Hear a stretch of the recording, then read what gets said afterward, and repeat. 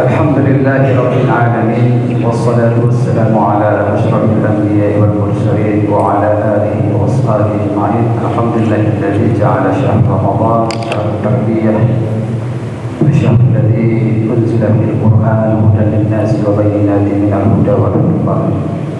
ثم الصلاة والسلام على رسول الله محمد صلى الله عليه وسلم. اللهم صل على سيدنا محمد وعلى آله وأصحابه أجمعين. Amma ba'd. Kembali kita bersyukur kepada Allah Subhanahu wa taala. Dengan izin Allah Subhanahu wa taala, alhamdulillah kita ini sekarang sudah berada di hari yang berapa ya? Ketujuh. Tak terasa sudah sepekan kita lalui Ramadan 1444 Hijrah. Artinya sepekan juga kita mengumpulkan bekal-bekal kita nanti untuk menghadap Allah Subhanahu wa taala. Ya. Salam kita sampaikan juga kepada baginda Nabi Muhammad sallallahu alaihi wasallam dengan ucapan Allahumma shalli ala Muhammad. Bapak-bapak, ibu-ibu yang dirahmati Allah Subhanahu wa taala, judul tema kita pada siang hari ini adalah tips untuk menjaga istiqomahan ibadah selama Ramadan. Memang salah satu upaya daripada syaitan itu adalah untuk menjadikan hamba-hamba Allah itu tidak istiqomah dalam melaksanakan ibadah kepada Allah. Itu makanya Rasulullah SAW pernah bersabda, afdhalul amal, sebaik-baik amal itu kata Rasul, adwamuha wa iqalla. Sebaik-baik amal kata Nabi itu adwamuha, dia berketerusan, ya. Berketerusan, ya. Wa iqalla, walaupun sedikit. Ini artinya apa? Rasulullah menekankan kepada kita bahwa keistiqomahan itu perlu kita pupuk, perlu kita hidupkan dalam ibadah kita. Nah, Bapak Ibu rahmati Allah Subhanahu wa taala, di Ramadan ini Allah Subhanahu wa taala hadirkan selain merupakan tanda cintanya Allah Subhanahu wa taala, rahmatnya Allah Subhanahu wa taala kepada umat Muhammad, umat Nabi Muhammad. Karena kita sama-sama maklum Bapak Ibu, umat Nabi Muhammad ini kalau dibandingkan dengan umat-umat Nabi terdahulu, itu perbedaannya cukup signifikan. Di mana signifikannya? Umat Nabi terdahulu itu umurnya panjang-panjang, ya, umurnya panjang. Kenapa saya katakan panjang-panjang? Tengok aja Nabi ini gimana. Umur Nabi, kita lihat umur Nabi Nuh alaihissalam. Nabi Nuh alaihissalam itu adalah Nabi ketiga. Nabi ketiga, ya, setelah Adam alaihissalam dan Idris. Ya, habis itu Nabi Nuh. Nabi Nuh alaihissalam itu Allah berikan usia berapa tahun? Berapa tahun?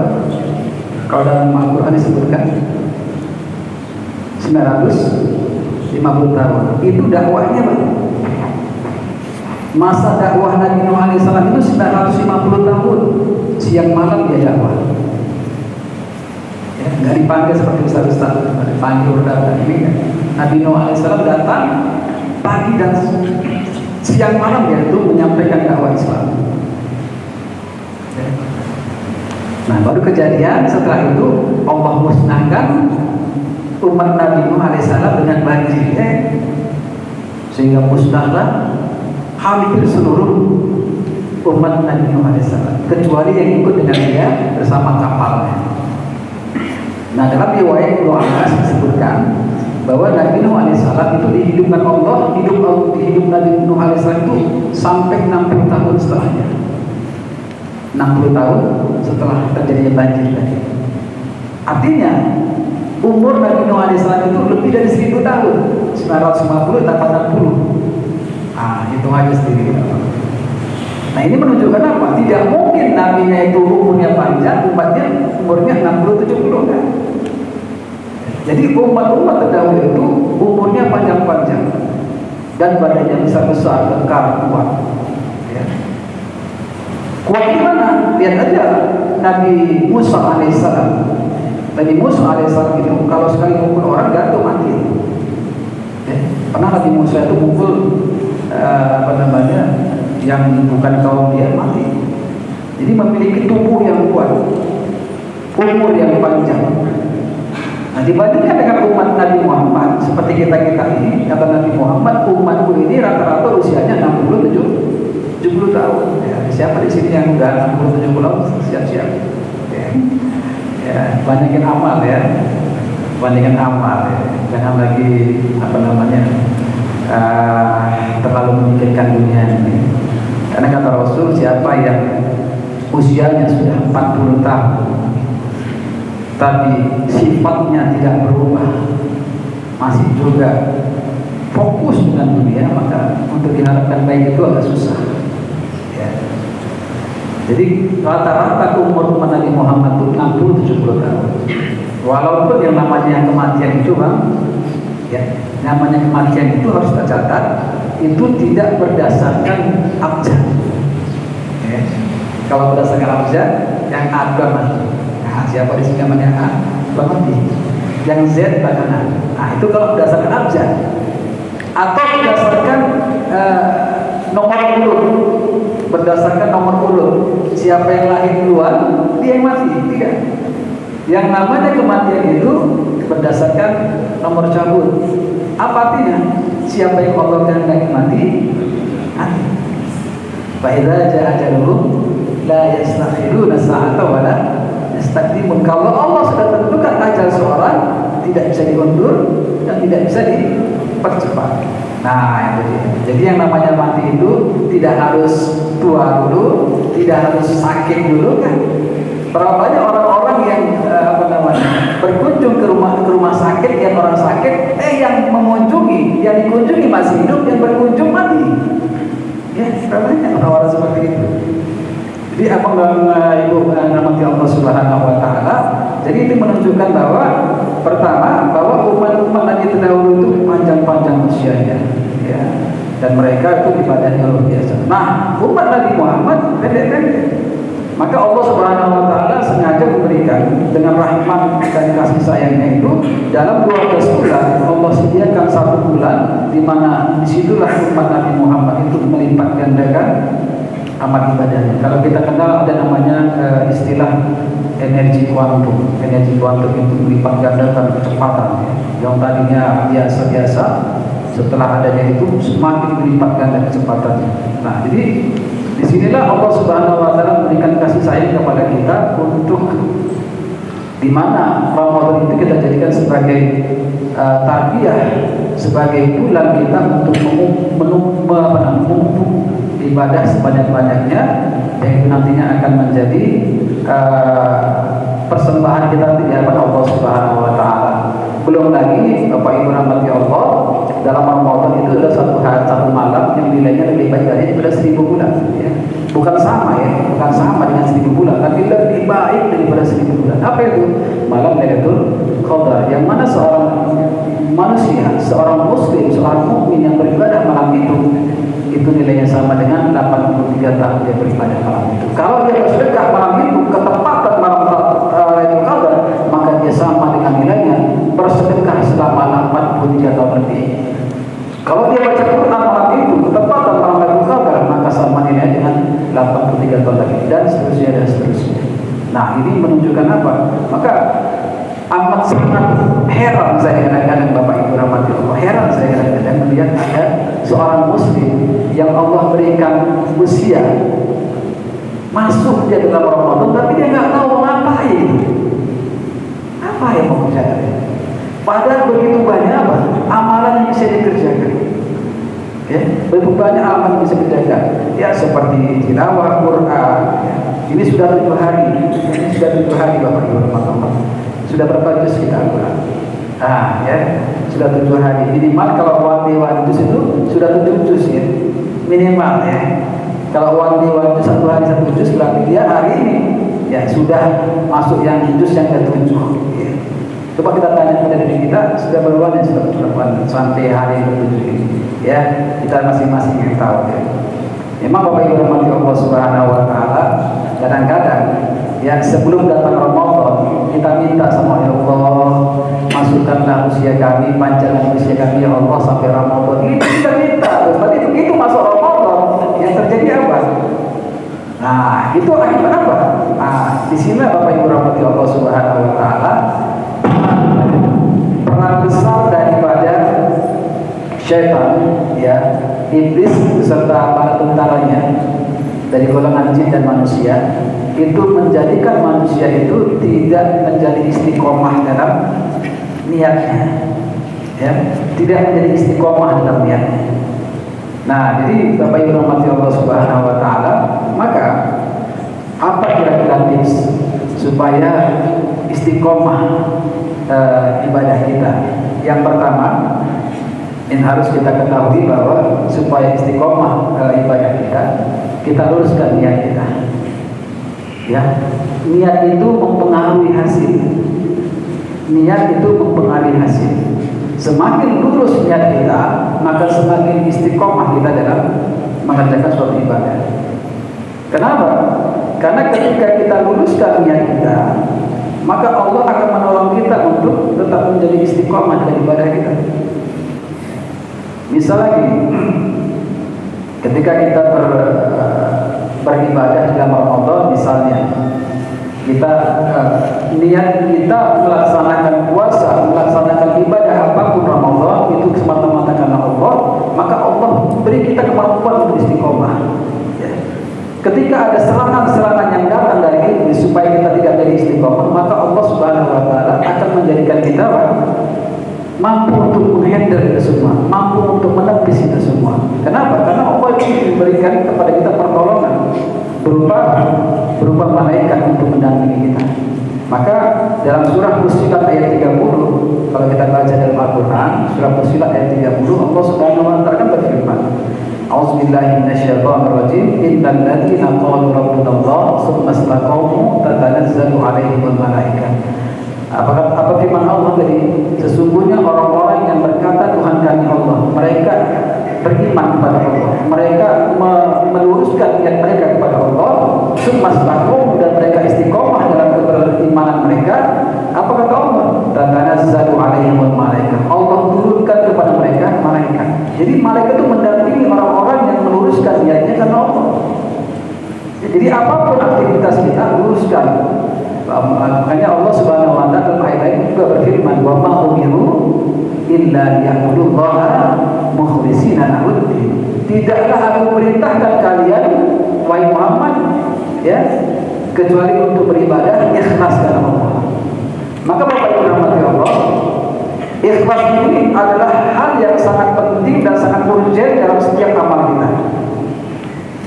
Para ulama kita menyebutkan bahwa amal itu diterima di sisi Allah itu dua syaratnya. Ya. Apapun amal kita, terutama amal-amal ibadah mahdhah, itu akan diterima di sisi Allah kalau dua syaratnya. Yang pertama apa? Ikhlasun niat. Ikhlas kita niatkan Allah. Kita sholat, kita puasa, kita tilawah Quran, kita berinfak sedekah semata-mata mengharapkan ridha Allah Subhanahu wa taala. Nah, ini akan diterima. Yang kedua, ittiba' Rasul, ikuti contoh Nabi. Jadi apapun aktivitas kita, terutama ibadah-ibadah mahdhah, maka ikuti contoh Nabi. Jangan kita buat apa istilahnya bid'ah. Ya, pandai-pandai kita bikin-bikin bid'ah. Ya, apa itu bid'ah? Melakukan amal ibadah tidak sebagaimana dicontohkan Nabi. Seikhlas apapun kita nomor satu ini kita ikhlas banget sama Allah, tapi kita bid'ah, Allah nggak akan terima, Mas. Ya, contoh misalnya ini, maaf ya kalau ini di sini ada ya, semoga di rumah, mudah-mudahan tidak ada. Masih banyak orang-orang Islam, saudara-saudara kita dalam muslim ini, yang ketika sholat, maaf ya, ketika sholat itu melakukan apa yang tidak pernah Rasulullah ajarkan. Apa itu? Ketika mau salam, membalikkan telapak tangan. Assalamualaikum warahmatullahi wabarakatuh. Assalamualaikum warahmatullahi wabarakatuh. Ada? Banyak. Walaupun orang ini ikhlas seikhlasnya karena Allah sholat, tapi ketika dia melakukan perbuatan sholat seperti itu yang Rasulullah tidak pernah ajarkan, maka ibadahnya tidak akan Allah terima. Ya. Allah tidak akan terima ibadahnya. Walaupun seikhlas apapun dia. Kenapa? Karena dia tidak beribadah tidak sesuai apa yang Rasulullah contohkan. Ya. Apa kata Rasulullah? Shallu kama ra'aitumuni. Salatlah kalian sebagaimana aku salat. Kalau kita buka kitab hadis Bapak, yang 6 kitab hadis, Sahih Bukhari, Sahih Muslim, Abu Dawud, Ibnu Majah, At-Tirmidzi, An-Nasa'i. Kita buka kitab salat, tidak ada satu di situ pun yang mengatakan Rasulullah ketika salat itu membuka telapak tangannya saat salat. Assalamualaikum. Kenapa kita buat? Dulu saya termasuk orang yang kayak gitu juga, ikut-ikutan. Tengok orang kayak gitu, keren ya. Assalamualaikum. Itu waktu masih muda-mudanya. Assalamualaikum. Assalamualaikum. Udah ubanan lah, udah ubanan. Sholat masih gitu. Dikasih tahu, marah sama kita. Apa kok masih kasih tahu? Saya tahu. Tidak ada, coba buka kitab hadis. Tidak ada satupun yang mengajar seperti Rasulullah. Dia dan Ibu rahmati Allah Subhanahu Wa Taala, maka mari sama-sama kita perbaiki lagi sholat kita. Ya, jangan sampai apa kata Nabi, ada umatku nanti yang sholatnya 60 tahun, tapi tak satu pun sholatnya Allah terima. 60 tahun Pak dia tunggang tunggi sholat, tapi satu pun sholatnya nggak terima. Kenapa? Karena pertama salah diantaranya tadi, ketika ruku tidak betul-betul ruku, ketika sujud tidak betul-betul sujud. Salah satu diantaranya adalah tidak mengikuti contoh Nabi. Ya. Maka Bapak Ibu rahmati Allah Subhanahu Wa Taala, Ramadan inilah kita kembali apa namanya mengkaji tentang bagaimana kualitas sholat kita. Perkara masalah usolli tidak usolli, pakai kunut tidak kunut, itu masalah khilafiyah. Sampai kiamat gak akan selesai. Usolli tidak usolli, kunut gak kunut, itu masalah khilafiyah. Itu di situ terbuka, kita saling menghargai pendapat masing-masing mazhab. Tapi yang tidak ada diajarkan Rasulullah adalah begini, membuka telapak tangan. Dan ternyata setelah saya baca, ini pernah dilakukan oleh para sahabat dulu. Mereka membuka telapak tangan ini. Nampak oleh Nabi Muhammad. Ditegur Nabi langsung, kenapa kalian membolak-balikan telapak tangan kalian sebagaimana seekor keledai membolak-balikan ekornya? Jangan. Yang digerakkan itu hanyalah leher saja, sedang darah ini tetap begini. Nah, Bapak Ibu Allah Subhanahu Wa Taala itu jadi mari sama-sama ya kita ikhlaskan ibadah kita kepada Allah, plus ditambah ya salah satu yang membuat kita itu menjadi istiqomah adalah semakin memahami agama ini. Pemahaman akan agama ini tidak akan mungkin kita dapatkan kecuali dari apa? Dari belajar. Nah, ya jangan kita merasa ilmu sudah banyak ya tentang sholat. Ya, belum tentu yang apa kita kerjakan saat ini sudah sesuai dengan apa dicontohkan Rasulullah. Nah, jadi belajar lagi. Kalau dulu mungkin ya masih ada di antara kita yang maaf cakap ya. Salah satu pernah saya lihat itu imam masjid. Ya. Ketika apa namanya tahiyat ya, asyhadu an la ilaha illallah, tidak hanya ini yang berdrama, tapi dia pegang juga ini. Ada Kenapa itu? Padahal Rasulullah tidak pernah mengajarkan seperti itu. Yang bergerak itu hanya ini, jari. Ini nggak pernah disampaikan. Tak ada riwayat mengatakan Rasulullah itu memegang ini dua hatinya. Ya. Tapi kenapa kita buat? Itu tadi kadang-kadang ajaran-ajaran yang nggak jelas itu kita ikuti. Ketika saya tanya, Pak, kenapa Pak tadi ketika tahiyat itu pegang ini? Di sinilah iman kita di sini. Islam. Ada hadis yang saya tanya? Tidak ada. Kenapa membuat? Nah, yang digerakkan ini mau gerakannya sekali aja, mau berulang-ulang nggak masalah. Ini ada contoh tadi. Yuharriku, gerak-gerakan jari telunjuk. Mau gerakannya sekali aja gitu lagi, mau gerak-gerakan sampai habis terserah. Maka jangan salah kita kalau lihat orang gerak-gerak sampai habis, salahnya itu mengamalkan salah satu hadis Rasulullah. Mau digerakkan sekali, mau berulang kali itu nggak masalah. Nah itu dia. Yang salah itu gini-gini. Nah itu ya. Kalau gini-gini ada. Nah jadi itu ya. Satu lagi yang perlu saya sampaikan kepada jamaah sekalian. Ya ini mumpung saya ketemu dan ini yang sekali sebelum Ramadan ini ya. Ketika takbiratul ihram ya, yang dikatakan takbiratul ihram itu bukanlah ya, mengangkat tangan ini. Yang dikatakan takbiratul ihram itu ucapan Allahu Akbar. Jadi ada orang yang sholat gini, dia tidak ada ucapan Allah dalam hati. Tidak. Yang namanya takbiratul ihram itu masuk kepada rukun qauli, rukun perbuatan ucapan. Allah. Jadi yang rukun itu adalah ucapan Allahu Akbar. Mengangkat tangan itu bukan rukun, itu sunnah saja. Abang angkat tangan pun tidak apa-apa, sunnah saja. Ya. Yang rukun itu adalah takbiratul ihram, Allahu Akbar. Ya, nah, jadi ada seperti itu. Orang buru-buru ya, buru-buru karena ketinggalan rakaat langsung masuk ya. Yang diangkat, yang digerakkan cuma tangannya aja, mulutnya nggak ngomong Allahu Akbar, itu tak sah sholatnya. Ya, jadi yang menghormati Allah Subhanahu Wa Taala, Bapak Ibu rahmati Allah, itu harus kita pelajari. Ya, kadang-kadang itu harus kita pelajari masalah sepele memang, tapi kadang-kadang yang sepele itulah yang urgent sebetulnya. Seseorang itu jatuh bukan karena batu yang besar, tapi seorang itu jatuh karena kerikil yang tergelincir buat dia. Nah, yang ketiga selanjutnya yang membuat kita menjadi istiqomah setelah kita meluruskan niat mempelajari agama ini dengan benar, dengan cara belajar, terus belajar sampai madar hayat, sampai hidup kita, sampai akhir hidup kita terus belajar. Yang ketiga adalah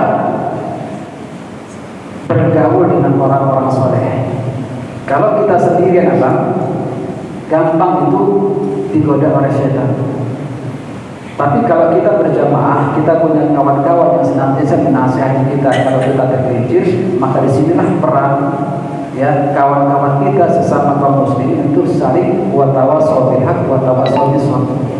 Dalam sebuah hadis Rasulullah menyatakan begini, perumpamaan seorang muslim dengan perumpamaan iblis dengan seorang muslim itu seperti seekor serigala hendak menangkap domba. Serigala itu akan mampu gampang untuk menangkap domba yang keluar dari kawanannya. Jadi kalau domba itu berada dengan kawanannya, iblis itu tak berani bisa menangkapnya, nggak gampang deh. Maka dibutuhkan sholat kita berjamaah dengan kawan-kawan yang lain, memiliki teman-teman yang soleh, yang kalau kita lupa, ya kita punya nggak teman-teman yang selama ini selama Ramadan ngajak kita untuk sudah tilawah Quran belum hari ini? Ada nggak kita punya teman-teman seperti itu? Belum ada ya. Sudah sholat duha yuk. Kalau setiap kali dia mau sholat duha dia ajak kita, sholat duha yuk. Oh kalau kita punya teman-teman seperti itu luar biasa. Jaga itu. Yang minimal teman yang terbaik itu adalah istri kita di rumah. Jadi kalau istri saya itu Pak sekalian Allah Subhanahu Wa Taala, kalau belum duha itu kerangkring terus, ya, Bang, lagi kerja deh, nantilah repot. Keluarga belum capek. Jadi sahabat yang terbaik itu adalah istri kita di rumah. Yang selain menasihati kita, ya. Nah, misal contoh, ya saya bicara istri saya saja karena saya kan tahu istri saya itu paling marah sama saya kalau saya itu sholat di rumah. Sholat di rumah. Nah, marah itu. Apa masih? Baru udah azan, baru azan, enggak lama azan. Capek, baru pulang dari ngajar. Ya, diantar naik kereta, dibonceng. Iya, maghrib diantar, yang ditanya, abang jam berapa mau jemput? Nanti habis bisa. Habis bisa cepatnya lagi. Ini menunjukkan apa? Maka antara suami istri itu saling membantu, ya, apa namanya? Wa ta'awanu 'alal birri wat taqwa. Jadi itu yang ketiga, ya. Maka miliki teman-teman yang soleh, cari di sekitar kita pasti ada teman-teman yang soleh ini. Yang terakhir yang keempat adalah kita minta kepada Allah lewat doa kita, ya. Kenapa? Karena hati kita ini milik Allah, maka Allah yang memberikan keteguhan iman kepada kita. Makanya Rasulullah SAW itu mengajarkan satu doa kepada kita, kan? Apa doanya? Yang meninggal dulu sampai 10 ala dini. Wahai yang membolehkan hati kami, tetapkan hati kami dalam agama. Jadi kita minta sama Allah. Insya Allah kalau kita minta kepada Allah Subhanahu Wa Taala, Aisyah pernah ditanya oleh sahabat, ya Ummul Mukminin, apa doa yang paling sering kau dengar Rasulullah ucapkan? Itulah doanya tadi. Ya muqallibal qulub, tsabbit qulubana ala dinik. Ya muqallibal qulub, tsabbit qulubana ala ta'atik. Wahai yang membolak-balik hati kami, tetapkan hati kami dalam agama kepadamu. Kenapa? Hati kita ini milik Allah. Gampang saja Allah itu menjadikan orang yang tadinya taat sama Dia menjadi maksiat. Sebaliknya menjadikan orang yang selama ini maksiat kepadanya menjadi taat. Nah, jadi apa yang rahmati Allah, Bapak Ibu rahmati Allah Subhanahu Wa Taala, itulah ya di 4 tips supaya kita bisa menjaga istiqomah kepada Allah Subhanahu Wa Taala. Yang pertama tadi apa? Jaga niat kita kepada Allah. Semakin lurus niat kita, insya Allah Allah akan memberikan pertolongan kepada kita untuk semakin istiqomah. Yang kedua apa? Pelajari agama ini dengan benar. Ya, kalau kita punya duit, punya uang, jangan hanya digunakan untuk beli makan minum saja, tapi belilah buku agama. Ya, insya Allah itu nanti kalau kita mati, itu akan bermanfaat untuk anak-anak kita. Jangan hanya serahkan kepada mereka harta, jangan. Kalau kita serahkan kepada mereka harta semata-mata, maka akan timbul kecewa pada nanti ketika kita mati. Tapi kita berikan kepada mereka ilmu. Kalau nggak bisa kita ajarkan mereka ilmu, minimal kita beli buku-buku, beli buat di rumah kita itu ada perpustakaan ini yang bisa mereka baca setiap saat. Nah itu. Jangan sampai nanti ketika kita terbujur kaku, udah mati, yang menyalahkan kita bukan anak kita. Ya, kalau itu kejadian sudah kiamat kita. Kalau kita mati nanti tidak ada satupun anak kita yang menyalahkan kita. Karena sesungguhnya anak yang soleh itu adalah rezeki yang paling besar. Ketika kita mati, dia yang maju jadi imam. Allah berdoa dia, ya Allah. Itu bergetar waras. Itu makbul doa yang soleh itu langsung makbul. Kalau doanya Ustaz belum tentu makbul, tapi doa anak yang soleh mendoakan orang tuanya, insya Allah nyampe ke orang tua. Maka kalau kita punya anak yang soleh itu merupakan rezeki yang luar biasa dari Allah Subhanahu Wa Taala. Nah, itu ya Pak ya.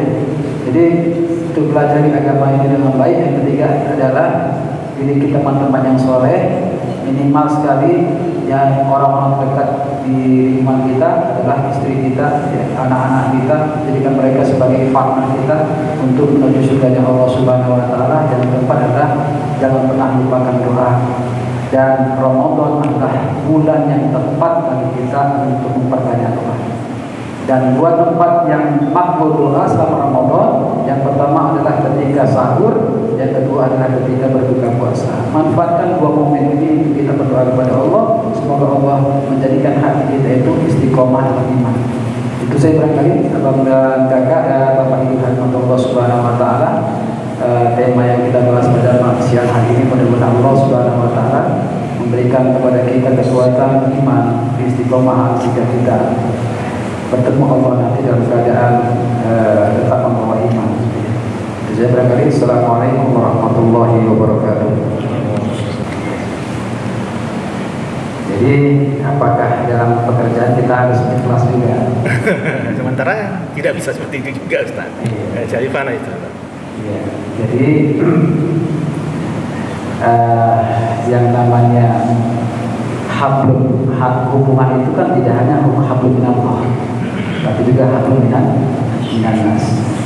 Jadi dan profesional itu ketika berhubungan dengan Allah, yang namanya profesional itu adalah menjaga keikhlasan, ya.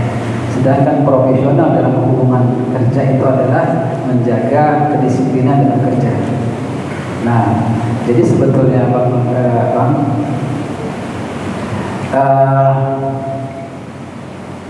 ikhlas itu sebetulnya berguna dimanapun kita kerjakan, hatta sampai masalah kerjaan kita di kantor. Jadi kalau kita bekerja di kantor mengharapkan semata-mata puji sanjung daripada atasan mereka dan bukan mengharapkan pujian dari Allah, maka kadang-kadang ekspektasi kita itu gak dapat. Kita berharap pujian mungkin dari atasan akibat kinerja kita yang bagus, tapi ternyata atasan nggak memuji kita. Kalau ini terjadi, makanya ketika kita bekerja beramal itu mengharapkan puji sanjung manusia, yang muncul apa? Kecewa. Kalau sudah kecewa, kinerja pun turun. Percuma aja lah, aku kerja bagus.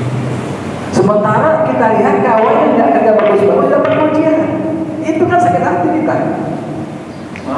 Dia nggak kerja bagus pun dapat puji, sementara awak bagus kerja nggak dipujinya, nggak naik, nggak mau.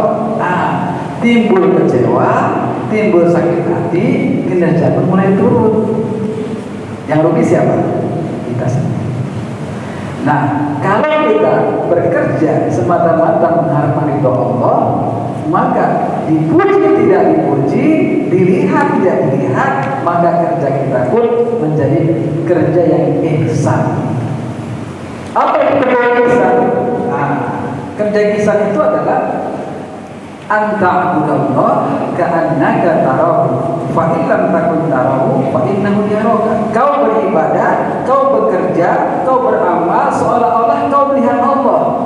Tapi kalaupun kau tidak melihat Allah, pastilah Allah melihat. Artinya apa? Kita kerja itu betul-betul fokus mengharapkan kepada Allah. Jadi dicanjung ataupun tidak disanjung oleh makhluk, oleh pimpinan, itu nggak masalah. Tetap kita kerja maksimal.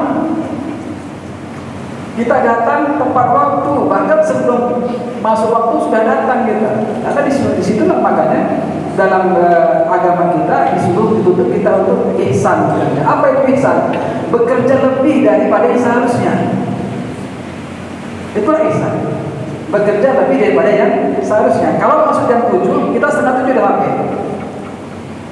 Kalau jam pulang misalnya jam berapa ya? Jam 5 misalnya. Kita mungkin pulang setengah 6. Kita lebihkan. Artinya melebihkan itu bukan semata-mata mengharapkan puji sanjung dari pimpinan, tidak. Karena kalau mengharapkan puji sanjung dari manusia, kadang-kadang kita tidak dapat. Tapi kalau mengharapkan puji semata-mata karena ihsan, insya Allah dapat. Itu makanya namanya ikhlas itu bisa diterapkan di mana saja. Maka orang yang ikhlas itu tidak ada istilahnya apa? Mutu, kecewa, wajahnya tampil cerah aja. Ya kenapa? Gak peduli dia mau puji mau enggak, aku kerjakan apa yang untuk tupoksiku, kerjaanku ini. Insya Allah aku lebihkan. Insya Allah itu sebagai amal, ya. Kenapa? Ketika kita bekerja di luar lebih daripada yang seharusnya kita kerjakan, insya Allah itulah merupakan kebaikan kita. Dan insya Allah ya Allah itu tidak akan menyanyikan amal-amalnya. Itu Bang ya. Jadi apapun aktivitas kita, ikhlas itu tetap bisa kita kerjakan. Ya insyaallah. Allahu akbar. Ada yang lain?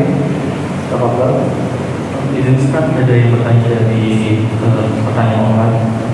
Assalamualaikum warahmatullahi wabarakatuh. Waalaikumsalam. Saat di bulan Ramadan kita semangat beribadah, tetapi saat bulan-bulan lain semangat saya menjadi jauh berkurang. Bagaimana menjaga konsistensi ibadah di luar Ramadan? Iya, yaitu makanya seperti saya katakan tadi ya, konsistensi itu kan istiqomah Pak ya. Jadi kenapa kita tidak istiqomah?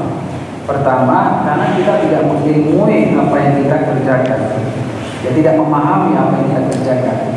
Sebagai contoh aja, seorang muslimah ketika Ramadan tutup rapi, karena mungkin kondisi menuntut dia saat itu tutup rapi. Begitu keluar Ramadan terbuka lagi. Kenapa itu terjadi? Karena dia tidak paham keutamaan menutup aurat. Kalau dia paham keutamaan menutup aurat, Ramadan tidak Ramadan, tetapi istiqomah menutup aurat. Sama seperti kita. Kita paham, kalau kita nggak paham keutamaan berjamaah ke masjid, maka walaupun rumahnya di samping masjid, azan berkumandang 5 kali sehari semalam di telinga dia langsung, itu nggak tergerak hatinya. Kenapa? Nggak paham utama berjamaah ke masjid. Tapi kalau dia paham, dia akan melangkahkan kakinya ke masjid walaupun rumahnya di ujung sana. Bahkan sebelum azan sudah sampai di masjid. Kenapa? Karena paham. Nah, pemahaman akan agama inilah yang membuat suatu amal itu istiqomah. Ya, walaupun hujan, mungkin mau sholat isya hujan rimis, dia tetap pergi. Kenapa? Rugi rasanya dia sholat di rumah yang cuma dapat 1, sementara di masjid 27. Bukan 1/3, 1/27. Kalau 1/3 mungkin bisa kita cuma 3. Ini 1/27. Rugi kan rasanya kita sholat di rumah. Kadang-kadang itu membuat saya motivasi ke masjid walaupun hujan, walaupun nggak ada pagi di rumah. Dan yakin dan percayalah ketika kita ke masjid walaupun hujan kena air hujan, yakinlah tetesan air hujan itu akan menjadi saksi kita nanti di padang mahsyar bahwa kita tetap istiqomah walaupun hujan. Jadi itu Pak ya. Dan memang kadang-kadang suasana kondisi itu mengaruhi.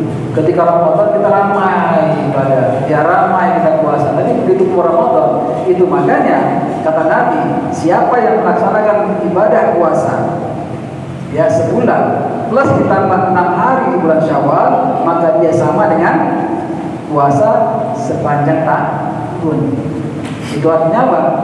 Inilah pasca kondisi ya. Setelah Ramadan masih tidak kita menjaga puasa tadi selama 6 hari. Nah itu artinya apa? Itu artinya Rasulullah SAW ingin mengajarkan kita setelah Ramadan tetap kalian puasa. Dan itu dapat dengan apa? Puasa 6 hari di bulan Syawal. Insya Allah kata Rasulullah, siapa yang puasa 1 bulan pun di Ramadan plus ditambah 6 hari di bulan Syawal, dia sama dengan puasa 1 tahun penuh. Ya, 30 ditambah 6, 36 dikali 10, 360 hari. Nah itulah dari 1 tahun tadi. Jadi perlu kita pelajari tentang agama itu sendiri sehingga kita istiqomah. Ya, Allah SWT. Ada yang lain? Ustaz, ada jemaah yang bertanya juga. Bagaimana cara ibadah ketika 10 hari terakhir Ramadan sedangkan kita memiliki kewajiban bekerja di kantor?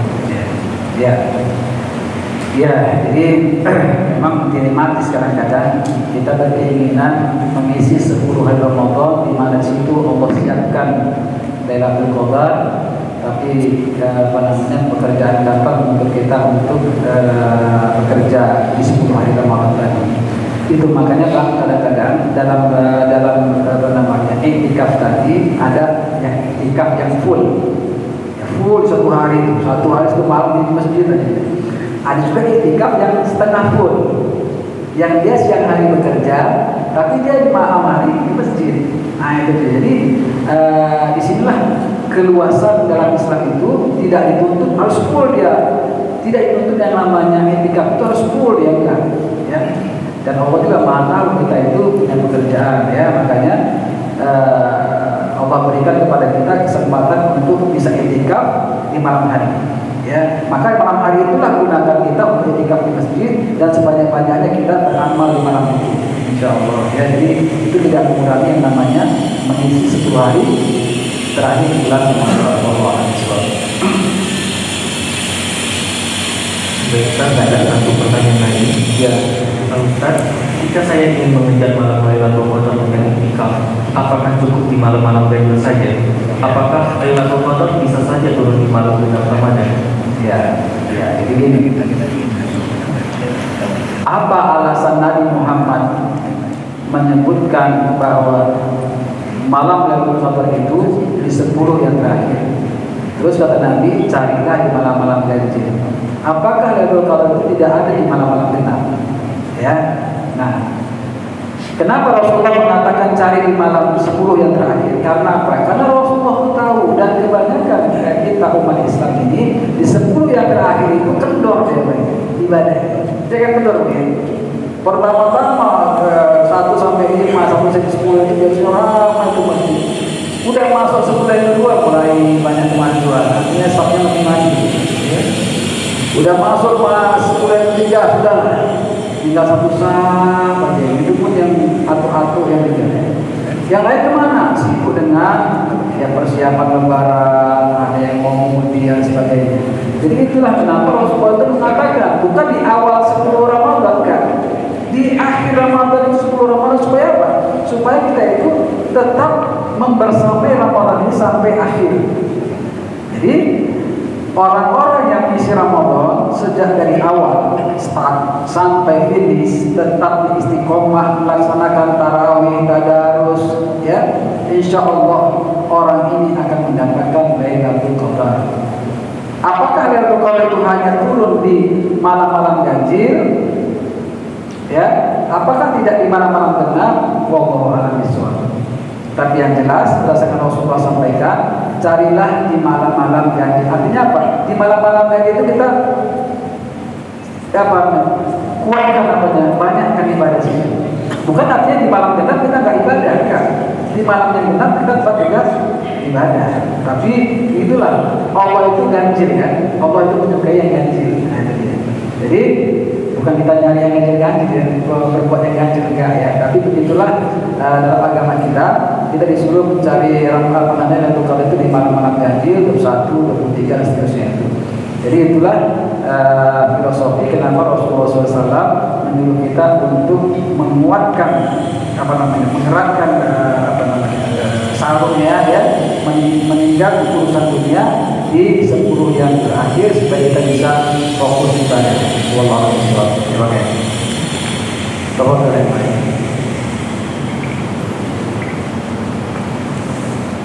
Habis ya.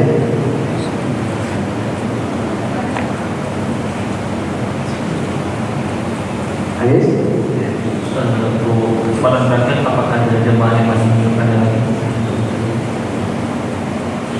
Sepertinya kita cukupkan saja, kita dijawab pada kesempatan kali ini. Terima kasih kita sampaikan kepada Ustaz